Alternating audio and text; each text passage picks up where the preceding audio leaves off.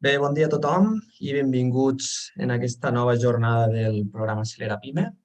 Com sabeu, una de les nostres funcions és sensibilitzar i capacitar les empreses en matèria de transformació digital. I avui parlarem d'una de les tendències tecnològiques més importants dels últims anys, com és la intel·ligència artificial, i com podem aprofitar-la en l'àmbit de les empreses i més concretament en l'àmbit de les pimes. Parlarem de casos concrets, de solucions que podem aplicar en el nostre dia a dia. Y per això tenim avui aquí a Ángel Barbero. Bienvenido, Ángel. Muchas gracias, Sergi. Ángel és enginyer en telecomunicacions, té molts anys d'experiència en projectes d'innovació tecnològica. Actualment està com a director d'estratègia i innovació a Nativo. És una empresa especialitzada en màrqueting digital. Ha fundat i treballat en diverses startups i també ha treballat com a professor associat en diverses universitats. Actualment està treballant a IAE Business School.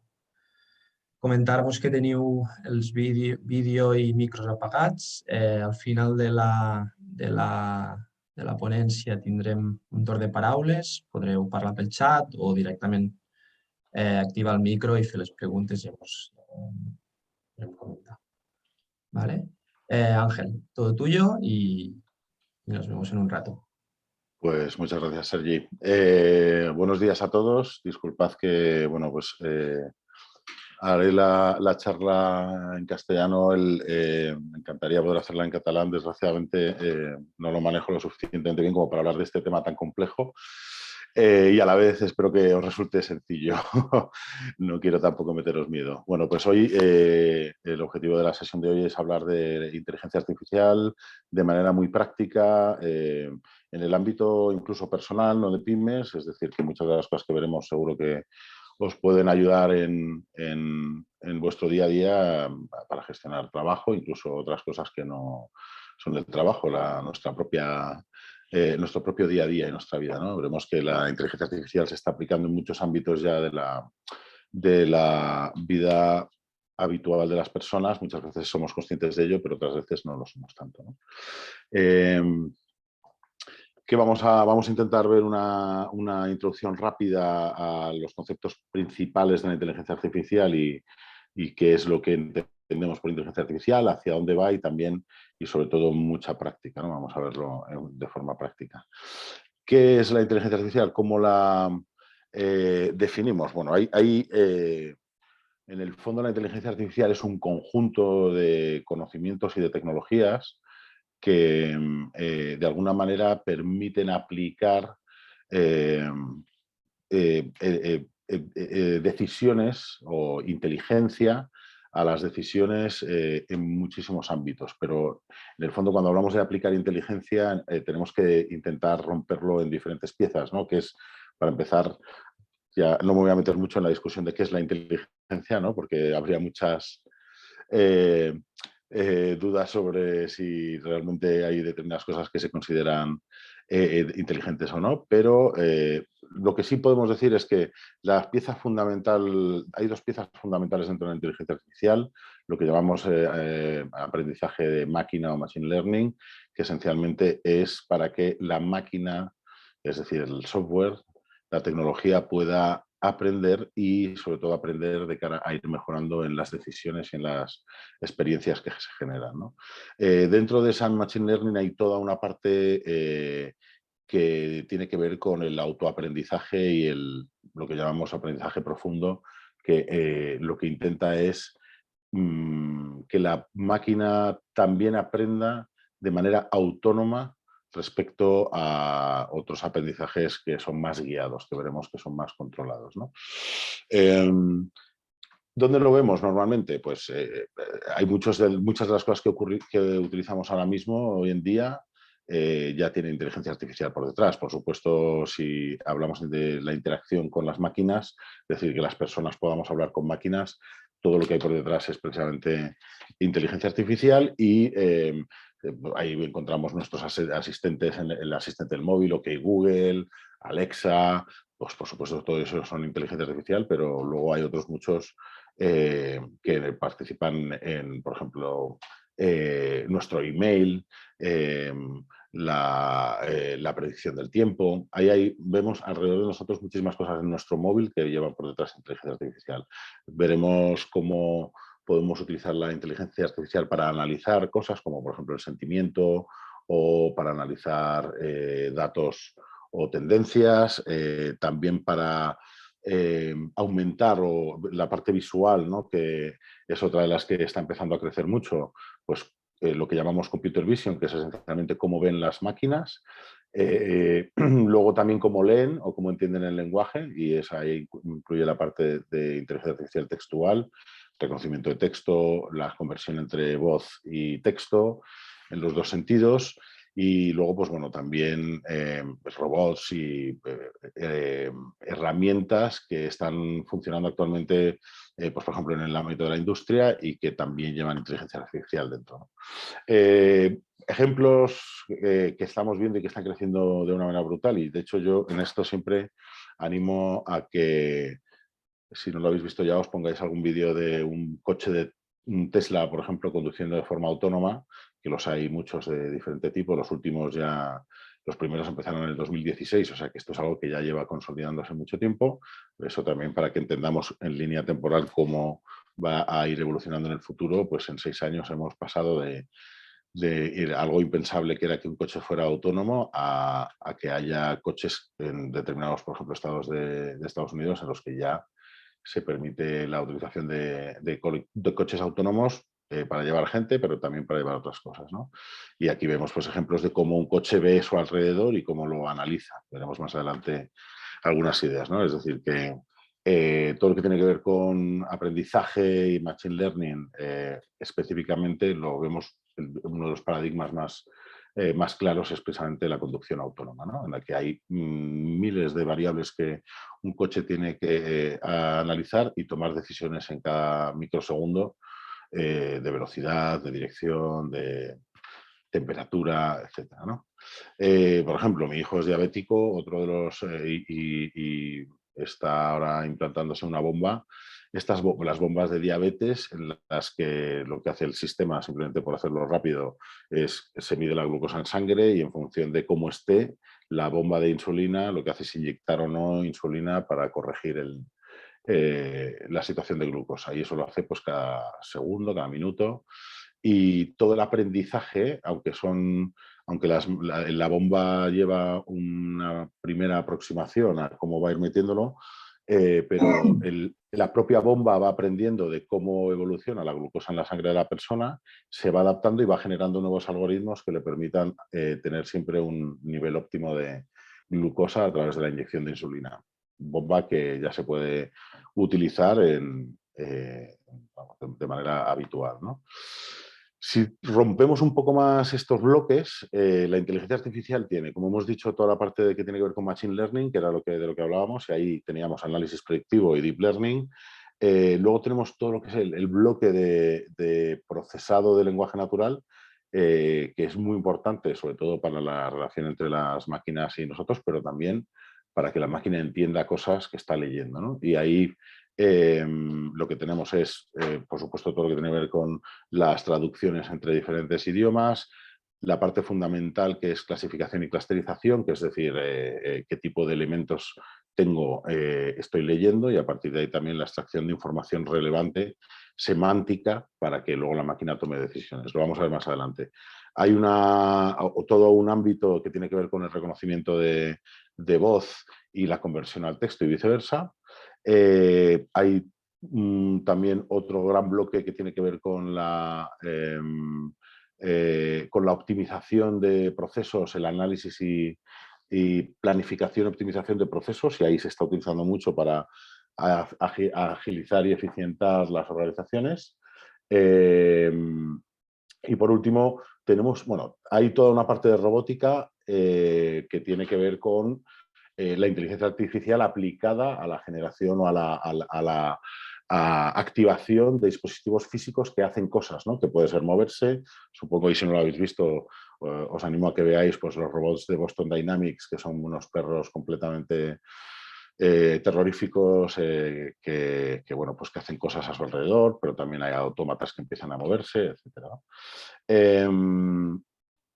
Y luego, por último, siempre, y veremos también sus aplicaciones, la parte que tiene que ver con Computer Vision que llamamos, que es cómo las máquinas ven e entienden lo que ven, ¿no? Aquí tenéis una todavía muchísimo más estructurada, pero a la vez aquí aparecen ya aplicaciones, ¿no? Y esto es muy importante porque en el fondo, como os decía, hay muchísima inteligencia artificial funcionando a nuestro alrededor y muchas veces no sabemos qué está detrás, ¿no? Pues, por ejemplo, sistema en lo que tiene que ver con clasificación, en el ámbito de la clasificación, pues temas como diagnósticos, los sistemas de gestión comercial o de automatización de marketing digital trabajan mucho en todo lo que tiene que ver con customer retention, con la retención de clientes, detección de fraude, gestión, clasificación de imágenes. De hecho, bueno, cuando hablamos de la clasificación y la segmentación, y ese bloque, en el fondo estamos hablando de diferentes maneras de que la máquina utilice los datos que está leyendo, ¿no? Por un lado, es lo que llamamos clasificación. La clasificación y la regresión, que también la comentaré, se llaman supervisados porque son funcionalidades que exigen que las personas demos o definamos las claves o las variables y los valores que diferencian los resultados. Es decir, que le tengo que dar de alguna manera una estructura previa para que la máquina luego, utilizando esa estructura, pueda tomar decisiones, ¿no? Entonces, por ejemplo, todo lo que es clasificación en función de una variable que define a todos los elementos que tengo en un conjunto, pues puedo luego diferenciarlos por esa variable. O bien, si lo que tengo es un conjunto de datos que están estructurados de diferentes maneras, si yo les doy dos variables, es decir, yo les defino el contexto de esos valores que tengo, la máquina puede intentar adivinar la regresión o la correlación que hay entre esas para definir una tendencia, ¿no? Que es lo que vemos ahí, ¿no? Y esto lo utilizamos sobre todo para definir tendencias y entender hacia dónde va una serie de datos, ¿no? Y el que llamamos no supervisado, que es que la máquina toma sus propias decisiones, es en lo que se llama agrupación o clustering. Y en este caso es similar a la clasificación, pero en este caso es la máquina la que define qué patrones son parecidos para utilizarlos como elementos de agrupación. Es decir, que de repente tiene un conjunto de datos, imaginad que hay un conjunto de datos y en todos los datos hay un grupo grande que de las variables es roja y otro grupo grande que las variables son verdes. La máquina decide que las que tienen esa variable roja van por un lado y las que tienen la variable verde van por otro. No sabe por qué, porque lo único que está haciendo es entender que hay un patrón, que es que esa variable es diferente en dos grupos de todos los valores, ¿no? Toma la decisión, pero nadie le ha dicho que eso sea relevante o no. Entonces nosotros luego ahí tendremos que trabajar en identificar esos clústeres y no sé si decís algo por ahí y si no, si os podéis mutear. Bueno, un ejemplo de esta clasificación, y aquí hablamos de clustering puro, es el Google Lens, si lo habéis utilizado alguna vez, que es una herramienta que te permite hacer una foto a un objeto y localizar ese objeto por la imagen parecida, ¿no? Por imágenes parecidas. Entonces, y lo podéis hacer, incluso los que tengáis iPhone, también está la aplicación de Google Lens para iPhone, y en esencia es hacerle una foto a cualquier objeto y que lo localice. Y veréis que os devuelve, pues, como si fuera una búsqueda, de hecho, por imagen, de productos y de resultados, noticias, etcétera, que tengan una imagen similar a esta, ¿no? Esto lo podéis probar, por ejemplo, para saber qué planta estáis viendo o qué flor estáis viendo, o qué perro, qué raza de perro, como el ejemplo de aquí, ¿no? Pero de la misma manera, si vais a vuestro carrete de fotos, tengáis iPhone o Android, cuando vais a ver vuestra colección de fotos del móvil, podéis hacer búsquedas. Esas búsquedas pueden ser por datos que están en la foto, como la posición, el GPS. Ya sabéis que en la foto se guarda la posición donde se hizo hecha, si está hecha desde el móvil. Se guarda el dispositivo, se guarda el sistema operativo, se guarda la hora en la que se hizo, por supuesto, se guarda información, la apertura del objetivo, etcétera. Vale, hay datos que se guardan, pero luego la máquina, entre comillas, la inteligencia artificial que hay por detrás del carrete, lo que te hace es, te permite buscar cosas por lo que entiende la máquina que hay dentro de la foto. Y entonces, si buscáis por caras, por ejemplo, y ya supongo que muchos lo habréis visto, es decir, tú vas al carrete y puedes hacer búsquedas, o a Google Fotos, por ejemplo, y haces búsquedas por caras, por personas, ¿no? O búsquedas por objetos. Yo, pues, si quiero saber todas las fotos en las que hay una guitarra que tengo yo, pues selecciono guitarra y solo me aparecen las que hay guitarra. Si quiero buscar una foto de una playa, podría buscarla por playa. Y veremos luego cómo lo hacemos, ¿no? Pero en esencia, estos son cosas del día a día que nos ayudan a hacer las cosas de una manera muchísimo más, con una experiencia mucho más plena o mucho más amplia, que nos permite hacer más cosas que antes. Pero luego lo podemos utilizar también con herramientas de uso relativamente sencillo, lo que llamamos no-code, que luego ya lo ampliaré un poco. Podemos hacer otras cosas más interesantes. Pues, por ejemplo, hay una herramienta que se llama Graphex que te permite obtener un bloque de datos de un sitio como Instagram, por ejemplo, con unos criterios, pues los posts en Instagram que hablan sobre tal concepto. Y con el clustering que veíamos antes, intenta identificar clusters, grupos de esos contenidos que digan algo. Entonces, aquí hay un ejemplo, por ejemplo, de Zara y Gap analizado en Instagram en un periodo de 2 años prácticamente, en el que se mira qué tipo de ropa mencionan o de la que hablan, ¿no? Entonces, ahí tenemos por categorías esa ropa, ¿no? Esto evidentemente tiene un proceso en el que la persona identifica esos clústeres y luego le pone, lo simplifica, ¿no? Porque muchas veces encontraremos pues jeans, blue jeans, es decir, se mezclarán conceptos que en el fondo son el mismo, ¿no? Es decir, que se está utilizando, pues, por ejemplo, para entender de qué producto se habla más o cuáles son los clientes que tienen mejor opinión de un producto, si los define algo, ¿no? Es decir, que, como os decía, aquí tenéis un ejemplo muy rápido y muy sencillo de lo que es la diferencia entre clasificación y clustering, que esencialmente es la clasificación te lo separa en categorías que tú hayas definido, el clustering te lo separa en elementos que él considera que son similares entre sí, ¿no? Y el clustering, pues eso, pues aquí en este caso lo que intenta es separar aves de mamíferos, y ese es el clustering, pero lo entendería pues por entendiendo que las aves tienen plumas y los mamíferos pelo, por ejemplo, ¿no? Modelos de regresión, como os decía, tenemos muchas maneras de utilizar algoritmos de regresión, no me voy a meter en el detalle, pero lo importante es que si le damos una serie de datos, la máquina puede intentar identificar tendencias o patrones que se repitan en ese grupo de datos, ¿no? Con lo cual, ahí lo que tenemos es un proceso de aprendizaje en el que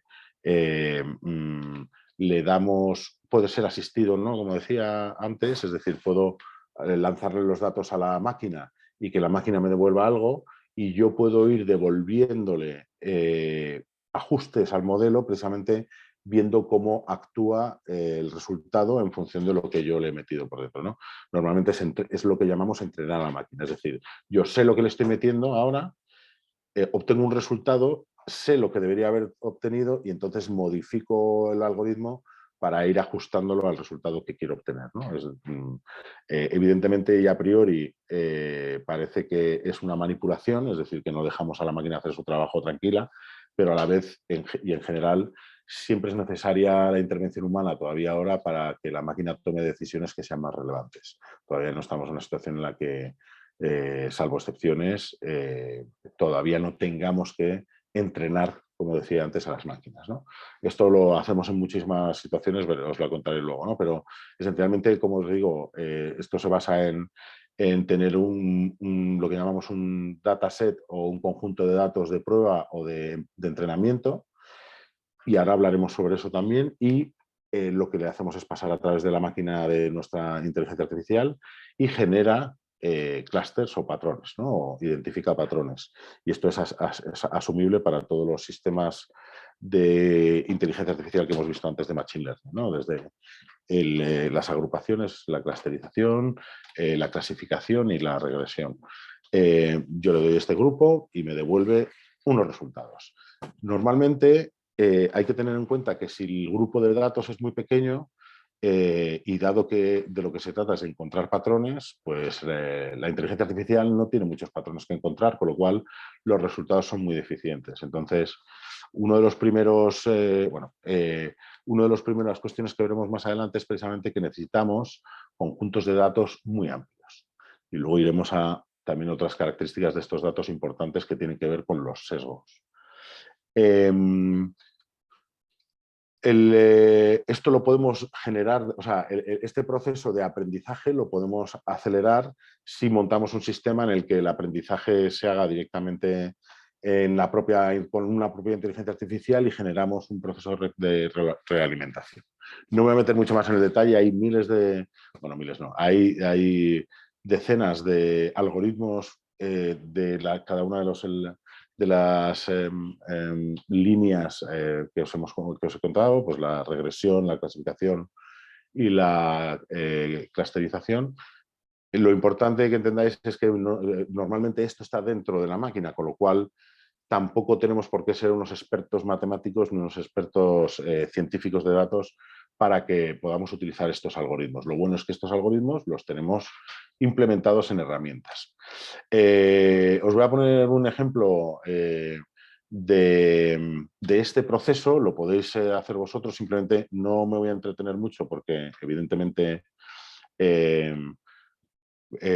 no me da tiempo a ver todo, pero esto simplemente es una herramienta que está hecha pues, con diferentes tecnologías, pero nosotros no tenemos por qué conocerla y le podemos preparar para generar una respuesta a determinadas imágenes. Entonces aquí te explica todo con bastante detalle, le das los datos, le preparas y luego lo exportas. Lo bueno es que luego esto lo puedes exportar para utilizar en diferentes contextos, ¿no? No me voy a meter mucho más en ello, pero en esencia aquí tenéis proyectos, pues por ejemplo,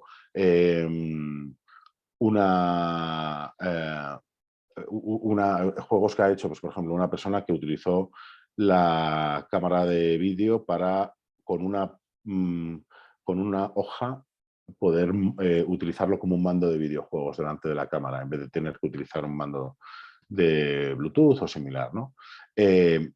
Aquí podéis ver muchísimas cosas y luego lo importante es que ya sí, aquí sí que es verdad que luego para convertirlo en una aplicación se necesita algo de conocimiento de tecnología de desarrollo y esto te genera código pues, para poder llevarlo a muchísimos lenguajes, ¿no? Pero como os decía aquí, hay muchísima documentación muy interesante si queréis cotillear un proceso de Machine Learning de este tipo, ¿no? Y hay otro también que es bastante divertido y que te da. Perdonad.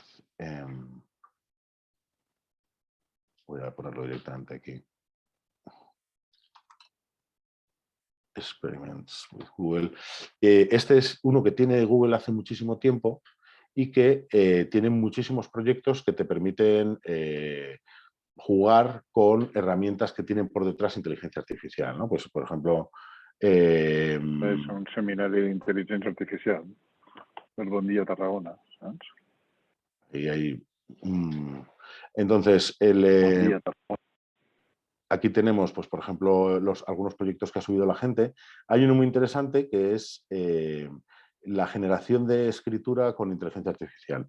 Si buscáis, hay muchas herramientas que te permiten generar texto automático si le das 4 o 5 ideas. Es decir, que de hecho hay muchísimas herramientas que empiezan a generar artículos con información que cogen de Internet y luego lo convierten en lenguaje natural y además escrito, ¿no? No os digo que bien escrito, es decir, eso ya probablemente haya opiniones, pero entonces es muy interesante entender cómo la inteligencia artificial no sirve solo para entender cosas, sino para tomar decisiones y generar otras cosas, ¿no? Y en estos experimentos lo podéis ver. Además es muy interesante porque en estos experimentos se aplica uno de los elementos que os decía antes, y es la inteligencia artificial necesita muchos datos, un volumen de datos muy importante para poder controlar la mayor casuística, la mayor amplitud en casuística que podamos. Entonces, se utiliza mucho este proceso de entrenamiento y estos juegos porque de alguna manera estamos ayudando a generar más datos todavía para la máquina. Es decir, cada vez que nosotros usamos uno de estos experimentos, se registra ese experimento como una ejecución más y, como veíais antes, la máquina aprende y genera nuevos aprendizajes dentro del modelo, ¿no? Es decir, que los datos dentro del Machine Learning son críticos, es decir, necesitamos un volumen importante de datos para tener un universo lo más amplio posible de opciones para encontrar la mayor parte de los patrones, ¿no? Y uno de los ejemplos que hemos vivido así a nivel usuario en los últimos años de este proceso en el que las empresas sacan herramientas que a veces son gratuitas para que juguemos, pero en el fondo están obteniendo datos y están completando su modelo de inteligencia artificial, es el de FaceApp. El de FaceApp fue una herramienta brutal porque tuvo muchísima viralización, era muy gracioso, nos podíamos ver mayores, nos podíamos ver en otro género, nos podíamos ver más jóvenes. Había muchas maneras muchos filtros, ¿no? Bueno, pues en el fondo todo lo que estábamos haciendo era darle nuestras fotos a una base de datos gigantesca que está analizando fisionomía y que está analizando cómo va a envejecer la gente, los modelos de envejecimiento. Es decir, el sistema que estábamos usando además iba aprendiendo y sobre todo estaba generando datos para que alguien luego los utilice. Es decir, que luego quien hizo FaceApp pues puede que esté vendiendo ahora mismo los algoritmos y lo que ha aprendido de ellos, no nuestras caras evidentemente, pero sí los algoritmos y los datos aprendidos pues para proyectos en los que se lleve dinero, ¿no? Al final, cuando utilizamos estos modelos de segmentación, la inteligencia artificial aplicada a este tipo de cosas, como os decía antes, generamos también una visión de algo, ¿no? Entonces, si lo aplicamos, por ejemplo, a la segmentación de clientes, y esto es muy importante porque hacemos un salto cualitativo y por eso me paro aquí un poco. Cuando antes hacíamos una segmentación de clientes, utilizamos las variables que nosotros creíamos que eran relevantes para diferenciar un comportamiento. Es decir, la edad. La edad siempre ha parecido un elemento relevante para saber cómo se va a comportar alguien comprando algo, ¿no? Evidentemente, pues por ejemplo, el alcohol probablemente sea así, o determinado tipo de comidas, o determinado tipo de... Pero lo cierto es que muchas veces la edad no nos dice nada sobre un comportamiento, pero sí nos lo dice, pues por ejemplo, cuántos libros leo al mes. Es decir, que es un dato que nunca me plantearía. Entonces, ¿cómo adivinar, entre comillas lo de adivinar, cómo entender qué variables definen un comportamiento si no sé cuáles son? La única manera es aplicar precisamente el Machine Learning. Entonces, cuando nosotros segmentamos tradicionalmente, hacemos una segmentación basada en variables que son, para empezar, conocidas, con lo cual tenemos que sacarlas de algún sitio, pero sobre todo, y lo más importante, que asumimos que hay una correlación entre esa variable y el comportamiento de consumo.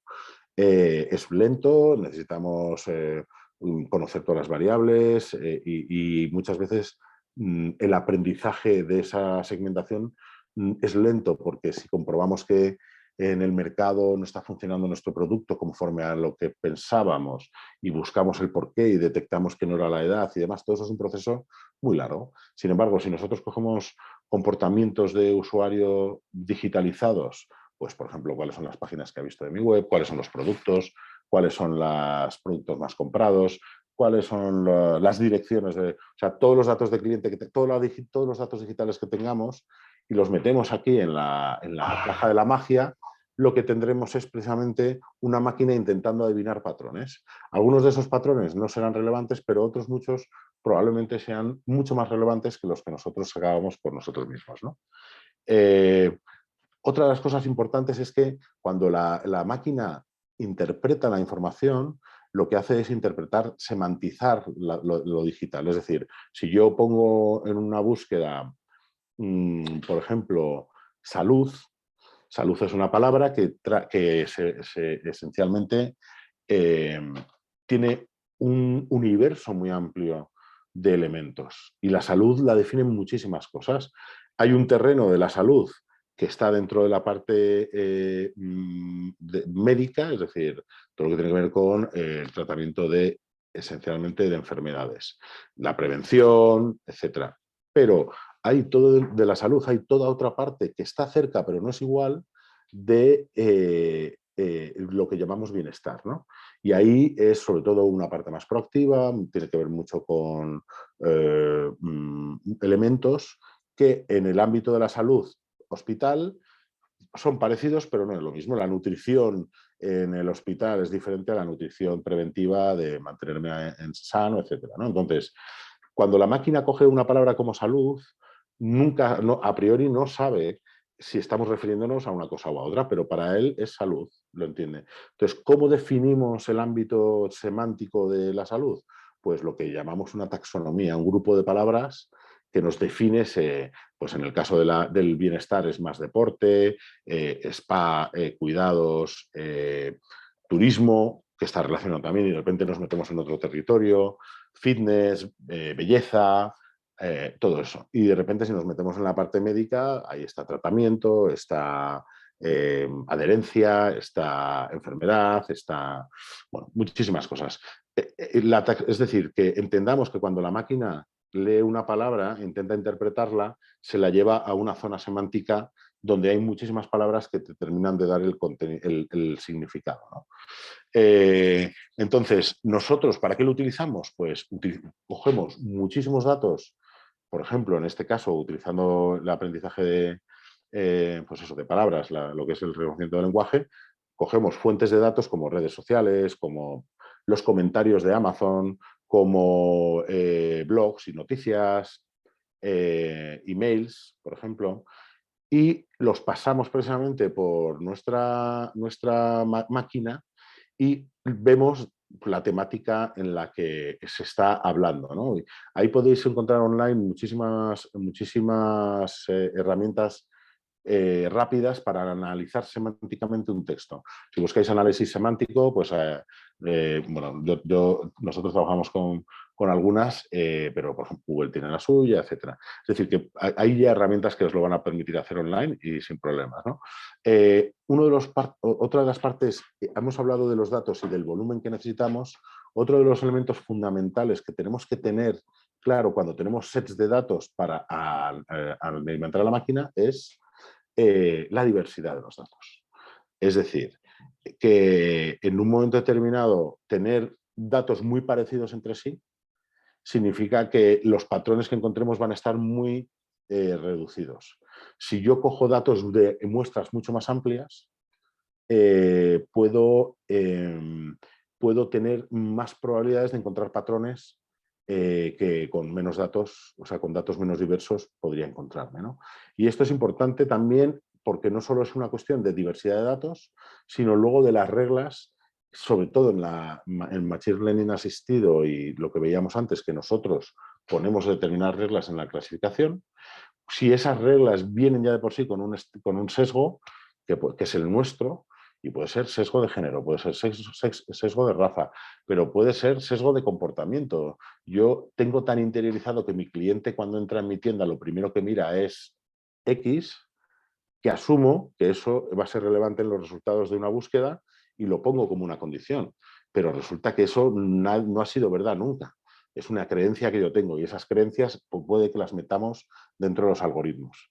Y de hecho, pues nos hemos encontrado ejemplos, y los habréis visto incluso en las noticias, ¿no? Pero, por ejemplo, un ejemplo que es un análisis de sentimiento, que es una de las cosas que hace inteligencia artificial, que es intentar desde una foto decir qué sentimiento tiene esa persona.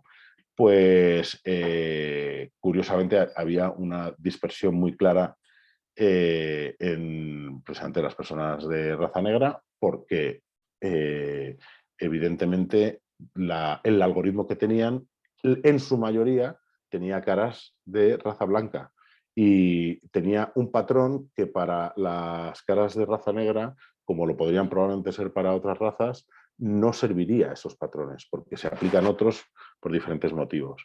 Entonces, ese sesgo que parece una tontería, pues luego a la larga puede tener bastante importancia.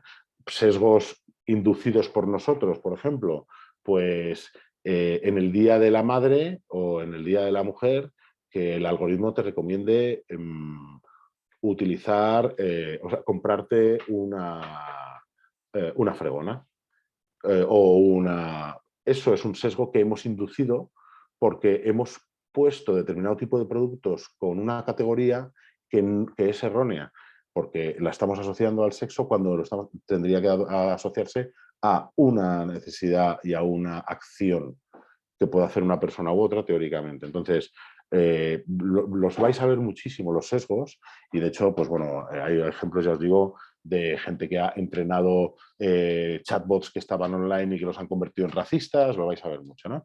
El procesado de lenguaje natural, como os decía, tiene mucho que ver con cómo la máquina lo entiende la frase y entiende el sentido de la frase. Es decir, os voy a poner, yo siempre pongo unos ejemplos sencillos para que lo entendáis. Cuando nosotros buscamos algo en Google, buscamos por palabras literales que creemos que están en el contenido que estamos buscando. Pero, sin embargo, hacer una pregunta en lenguaje natural requiere que la máquina entienda lo que estamos preguntando, aunque no sea explícito dentro de la frase. Os voy a poner un ejemplo. Yo si busco ganador de la Liga de Fútbol 2022-23, yo le estoy diciendo específicamente lo que quiero. Pero si yo le digo qué equipo ganó la Liga el año pasado, no se lo estoy diciendo explícitamente. La máquina necesita entender que el año pasado se refiere al año anterior a este.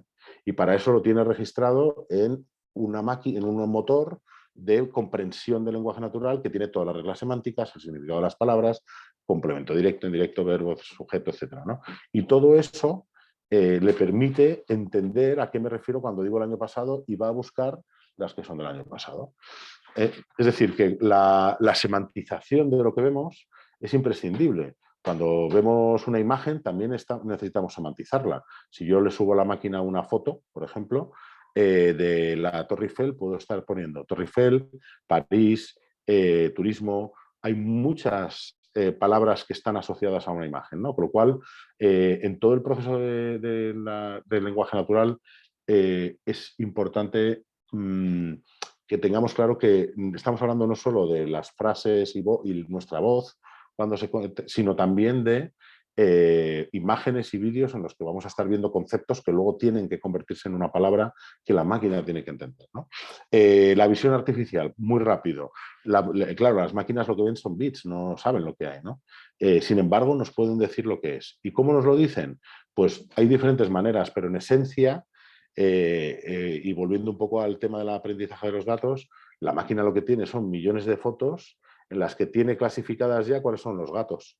Con lo cual, cuando ve una foto, coge la foto esa, la compara con todas las que tiene y de repente ve que esa foto se parece al clúster de los gatos y te da esa probabilidad. También es verdad que ahora, bueno, también se puede engañar a la visión artificial, pero en todo caso, por simplificar mucho, en esencia es por comparación entre los datos que ya tengo y los datos que me están llegando en ese momento, ¿no? Por eso, por ejemplo, Tesla lleva años haciendo pruebas con coches autónomos, porque está aprendiendo el coche, la visión artificial está aprendiendo cómo es un entorno muy diverso, por eso tienes que ir por grandes carreteras, pequeñas carreteras, atasco, ciudad, porque si no tienes toda la casuística, la diversidad y muchos kilómetros hechos, no vas a tener suficiente información como para tomar decisiones adecuadas, ¿no? Ejemplo de visión artificial lo podéis ver también en los sistemas Amazon Go, que este año viene a España, parece ser, pues incorpora cámaras que te identifican dónde estás, identifican qué producto estás cogiendo, identifican cuántos productos estás cogiendo y te lo pone en tu cuenta para que luego te puedas ir de ahí sin tener que pagar físicamente, ¿no? En la práctica, ¿qué nos encontramos? Nos encontramos la inteligencia artificial que trabaja con contenidos, por sectores, hay inteligencia artificial en salud específicamente, o por áreas funcionales, la gestión del cliente, como veíamos antes, ¿no? Y la complejidad de esto sí es importante. Podemos tener cosas muy sencillas y los chatbots son muy sencillos. En el fondo, cuando se dice que un chatbot tiene inteligencia artificial, muchas veces lo único que tiene es un sistema de decisiones muy básico, ni siquiera tiene machine learning, pero tenemos cosas cada vez más complejas, ¿no? Como os decía antes, usamos análisis de texto y semántico, por ejemplo, para analizar grupos de bloques de contenido. Todas las conversaciones grabadas en un call center las podemos bajar, esto se hace muchísimo, las podemos bajar, las pasamos en un speech to text, las convertimos en texto, le pasamos un motor semántico y lo convertimos en entidades que luego clasificamos y clusterizamos. Imaginaros, todo lo que es atención al cliente, soporte al cliente. Bueno, la gente llama siempre para muchas cosas, entonces se analizan los patrones de las conversaciones y se sabe que hay conversaciones que son sobre el router, son conversaciones que son sobre la conexión, conversaciones que son sobre el servicio de televisión online. Y cada una de ellas se trabaja de manera diferente. Es decir, que esto nos permite, por ejemplo, entender cómo se comportan nuestros clientes o un producto en el pasado, sobre todo para intentar entender cómo se pueden comportar en el futuro, ¿no? Aquí tenéis los más habituales. Ahora mismo, para lo que se utiliza inteligencia artificial, sobre todo y machine learning en particular, es sobre todo para optimizar recursos, reducir costes, es decir, automatizar, identificar aquellas tareas que se pueden hacer más rápido o que se pueden automatizar con una máquina, ¿no? Tenéis, por ejemplo, todo el set de herramientas de Amazon. Amazon tiene, dentro de Amazon Web Services, tiene varias herramientas que hacen lo que os acabo de contar ahora. Amazon Recognition tiene un sistema de reconocimiento de imágenes. Amazon Lex lo que hace es, te permite crear chatbots que ya tienen conversaciones preparadas y tú puedes montar.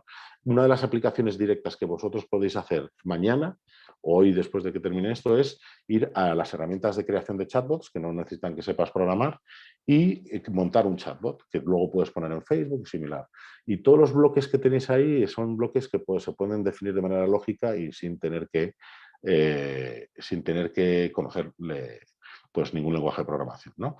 Aquí pues tener Amazon tiene por supuesto todos los bloques que utiliza luego Alexa, que es Amazon Polly, que es precisamente convertir todo el texto en lenguaje natural, y luego pues otras herramientas, ¿no?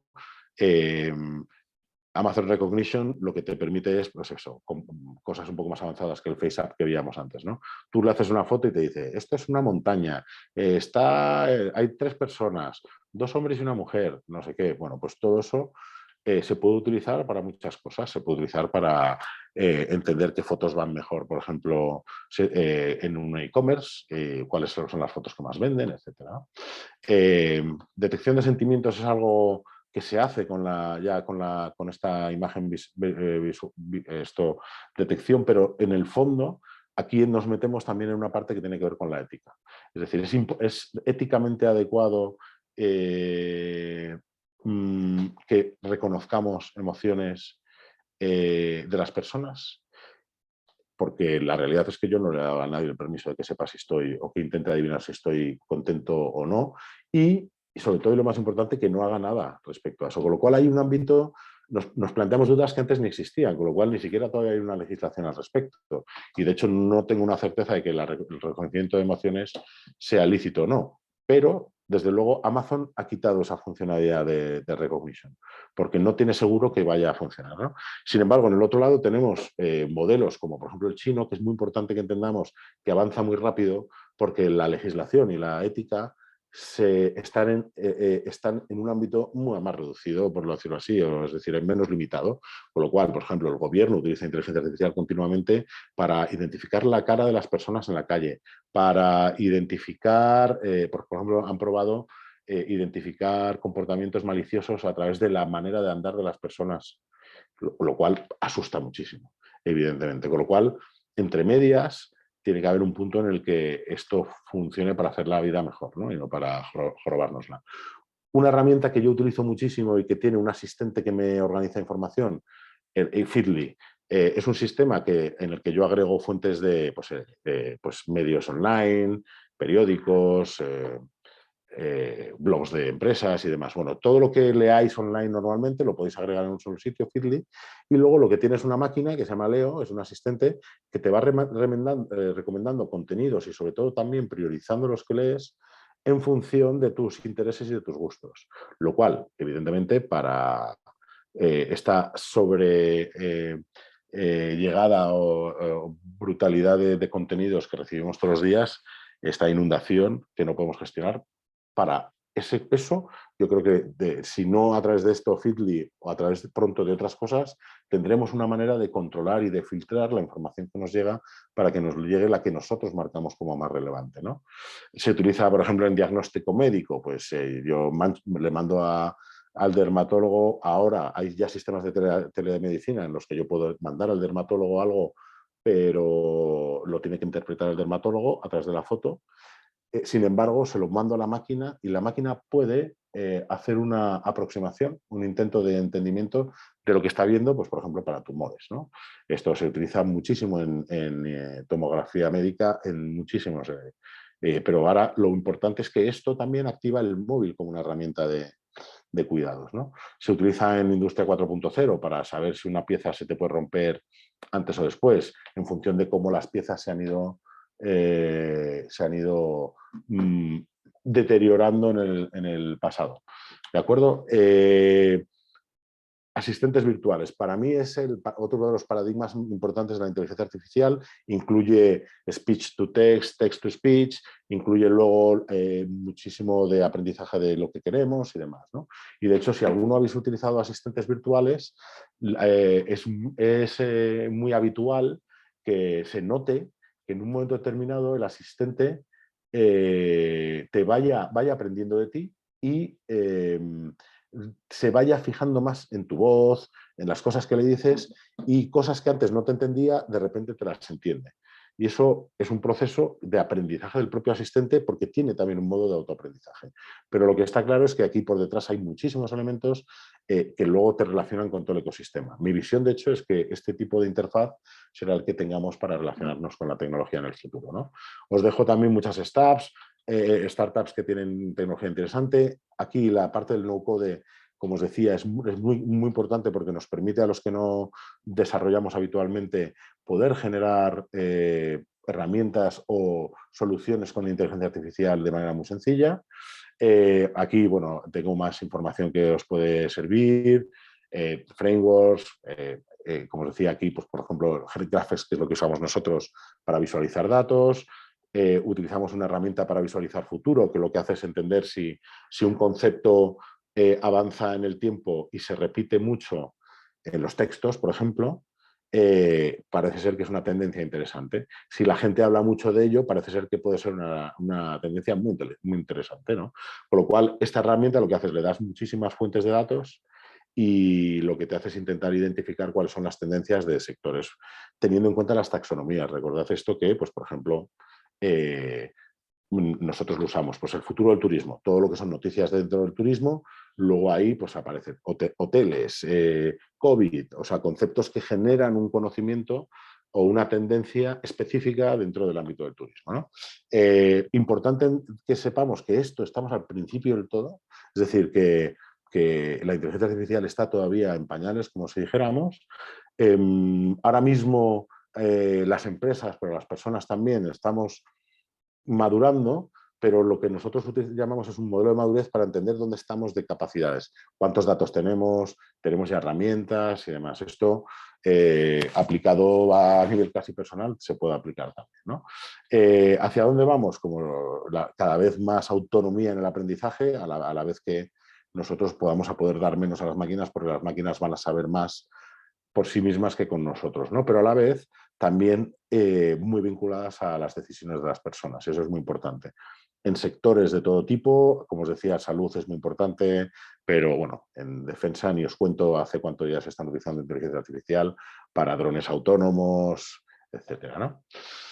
Y bueno, quería dejar un hueco para que hicierais todas las preguntas que quisierais. Como veis, hemos podido tocar temas muy rápido, habéis visto muchas aplicaciones y lo importante es que luego esto le deis vueltas para ver cómo llevarlo a vuestro día a día, ¿no? Que está en el móvil, además. Así que, bueno, si tenéis preguntas, mira, aquí tenemos una, ¿no?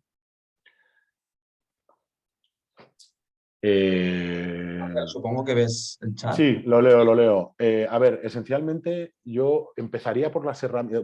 Una empresa pequeña en el fondo, que son personas, probablemente sea mucho más difícil aplicar la inteligencia artificial a la gestión de clientes, pero podrías, si realmente tienes un volumen de clientes suficientemente grande, pero es decir, si tienes 10 clientes no vas a poner a segmentar esos clientes porque es muy... Pero sí, por ejemplo, en tu trabajo del día a día de las personas de la pyme, las herramientas de gestión de la información, el control de lo que te llega y le llega a todos los empleados.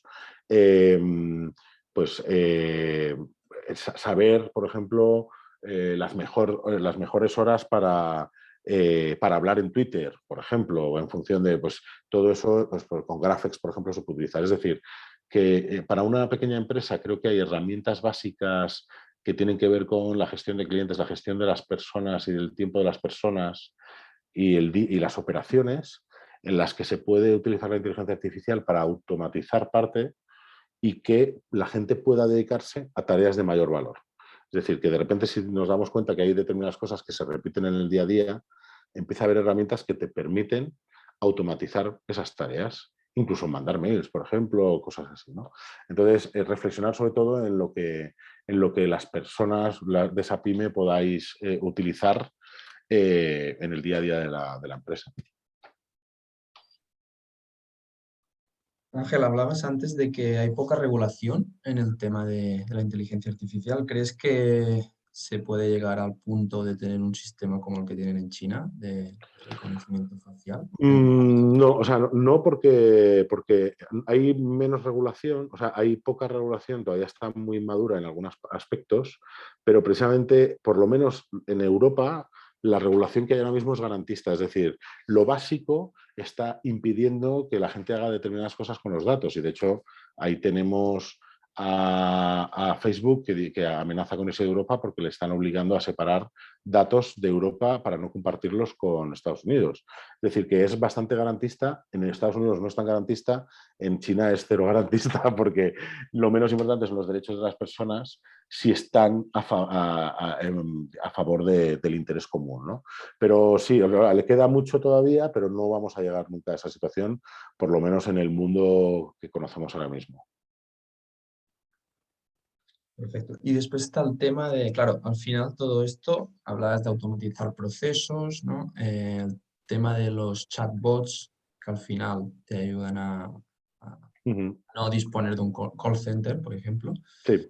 ¿Están en peligro los trabajos poco cualificados? ¿Nos tenemos que reinventar? Es la pregunta del millón, ¿no? Yo lo he comentado antes rápido, pero lo vuelvo a... Es decir, nosotros cuando utilizamos la inteligencia artificial para la automatización y el que no haya nadie que pierda tiempo haciendo papeleo, etcétera, si lo pensamos quizás hace 30, 40 años cuando se empezaron a digitalizar las cosas o cuando había que hacer en una máquina de escribir un documento y luego tenías que copiarlo y al final estamos cargándonos tareas de poco valor para lo que estamos haciendo. Es decir, para nosotros, es decir, las tareas automáticas a las personas, salvo algunos que les viene fenomenal porque así no piensan, pero que en general pues, no te aportan mucho valor, pero para el cliente le aportan poco valor. Entonces, si ahorramos costes, yo creo que no tenemos que pensarlo en términos de personas, sino en términos de valor. Entonces, yo siempre planteo que antes de pensar en reducir ese coste de manera única, es reconvertir ese coste en un valor. Es decir, ya separo el factor de coste a algo que sea automático, pero a las personas las pongo a hacer tareas que aporten valor. Entonces hay que repensar normalmente, cuando automatizas cosas y tienes tiempo para tomarte un café, tienes que repensar qué puedes hacer para ayudar a la gente. Puedes ir a un McDonald's, en algunos McDonald's te llevan la comida a la mesa, porque tú pides, pagas, recibes y tienen gente que antes tenían atendiendo que ahora no está atendiendo porque estás haciendo una máquina. pues han cambiado el servicio y han elevado el servicio sirviendo la mesa, que era algo impensable, ¿no? En McDonald's. Es muy interesante lo que dices de los medios de comunicación, Jordi.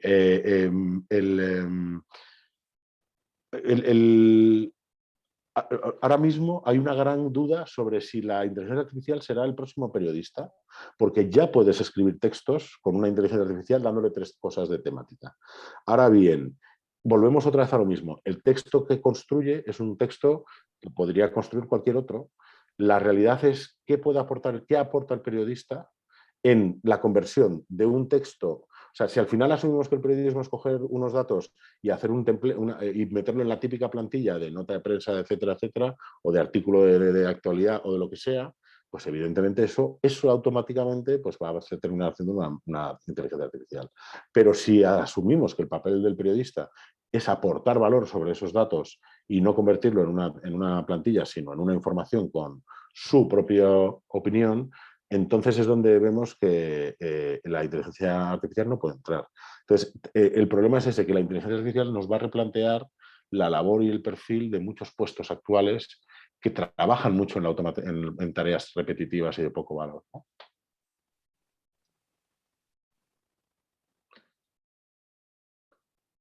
Un placer. Y de hecho ya os digo, o sea, cotillead si queréis sobre el tema de la generación de artículos. Hay bastantes herramientas que podéis utilizar. Generación automática de artículos con inteligencia artificial y hay decenas de webs que os permiten generar cosas. Algunas no tendrán mucho sentido, pero por lo menos empieza a asustar un poco.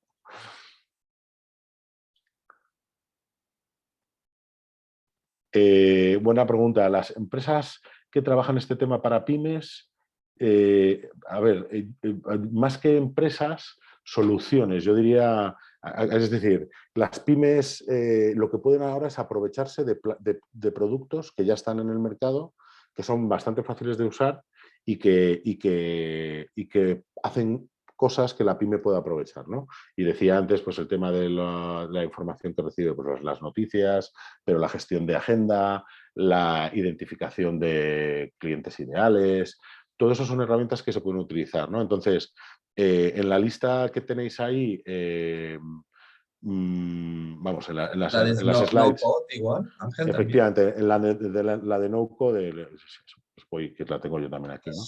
Aquí no requieren tenéis. un nivel de conocimientos de programación. Todas estas utilizan herramientas, o sea, tienen funcionalidades que puedes utilizar sin hacer ni una sola línea de código. Entonces, pues por ejemplo, se puede construir un chatbot entero, completo, sin tener ni idea de programación. Hay muchos, ¿no? Pero por ejemplo, está Chatfuel, que es una herramienta que te permite construir desde cero un chatbot en el que tú defines todo el proceso de decisión del chatbot, le metes inteligencia artificial en una caja negra que para ti no, es decir, te hace clusterización, todo eso, y luego encima te lo puedes integrar en tu página de Facebook o en WhatsApp o en otras, ¿no?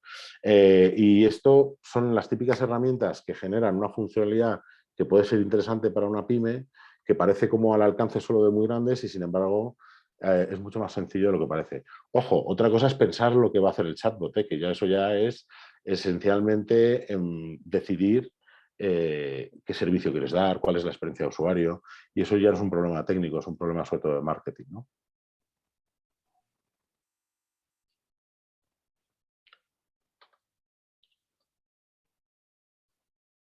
Perfecto, Ángel. Pues bueno, si no Muy hay bien. más preguntas, en cualquier caso podéis contactarle a través de LinkedIn o a través de mí y yo le Eso hago es. llegar las preguntas. Y nada más, muchas gracias, Ángel. Gracias a Te agradezco vosotros. mucho que hayas estado yo aquí, ha quedado todo muy claro. ¿Vale? En todo Muy caso, bien. también mandaremos la presentación a Eso todos es. y nos vemos en la próxima jornada. Genial. Muchas gracias a todos. Gracias por haber resistido hasta el final. Este es un tema siempre difícil, así que espero que hayáis por lo menos entrevisto algo de lo que hay por ahí. Espero que nos veamos pronto. Un saludo. Yes, adeu. Adeu.